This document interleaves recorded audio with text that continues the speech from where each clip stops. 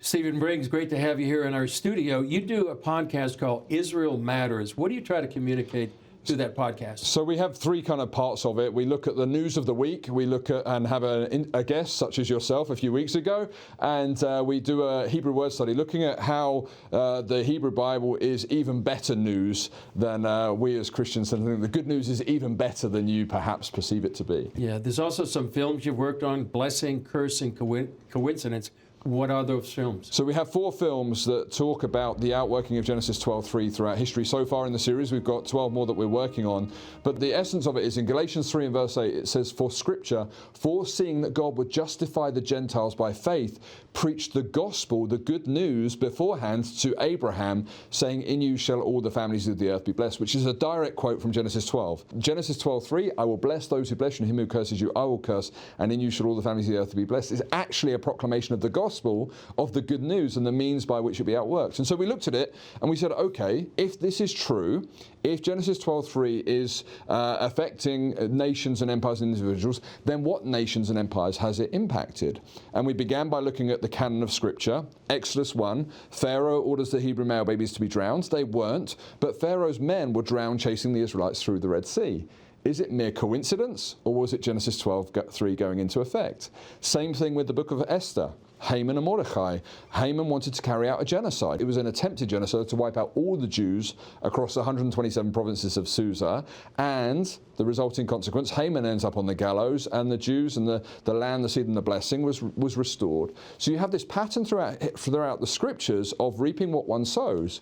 And so we were like, well, does that still apply? Has it been done away with, or is it a perpetual statement in Genesis 12 affecting other empires, nations throughout history? And we saw a pattern. Britain is a prime example. Britain was the nation that the sun never set, and then they were given the responsibility to help restore the Jewish people back to their homeland. In Joel 3, verse 1 and 2, it says, "In the latter days, in the last days, when I restore," not if, when I restore the fortunes of Judah and Jerusalem, "I'll bring the nations into Emek Jehoshaphat," which is the valley where God judges, "not because of sin." It says there, "because they divided my land and scattered my people." Winston Churchill took a pen and drew down the Jordan River and divided the promised land that was given them as a responsibility, and that division appears to precede the division of the British Empire. Wow. So you see a direct cause and effect between what the nations do to Israel and what happens to the nations. Well, if we look at the Romans, the Babylonians, the Persians, the Greeks, the British, the Ottomans, every single empire that was once an empire, the Spanish Empire, their comeuppance, if you like, has begun when they've started treating the Jewish people in a negative way. Is it mere coincidence? And so we've documented it over the 4 films. The first film looks at how it happened throughout Scripture.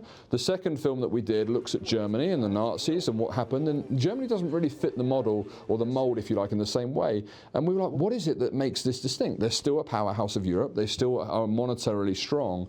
They are a nation that has paid reparations of billions of Deutschmarks. Most of the cars, the taxis in Israel in the early days were Mercedes. There was a reason for that. And they are still a powerhouse of Europe.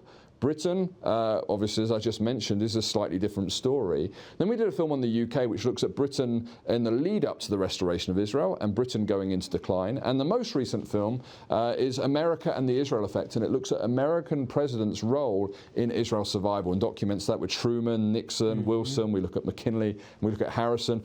Fascinating. Tell us where people can find the movie and your podcast. So if you go to youtube.com/the @Israel Matters, we have all the trailers there and all of the links to all of our other socials are there. So that's probably the easiest place to connect with us. And the new website is going live very soon. It's israel-matters.com. We still have the hatikvahfilms.com website up, and you can still access the films there as well. Hatikvah is HATIKVAH films.com. Great to be with you, Stephen. Thanks for having me.